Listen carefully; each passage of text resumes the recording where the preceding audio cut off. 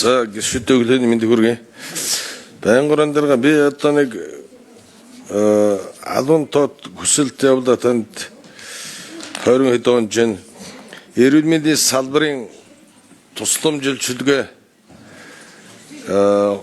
клиникийн мэдгүүд болон дүүргийн аймгийн нэмэгдсэн эмнэлгийн өвлөг авалах эрүүл мэндийн дадлаг сангийн зарцуулалтын талаар хэлсүүд зохиож өгөх гээд одоо хүсэлт гаргасан. Гэтэл одоо эрүүл мэндийн салбар эрүүл мэндийн яам засгууд өр зөөл байхгүй зөвхөн эмийн өр зөөл гэдээ яриад байх юм.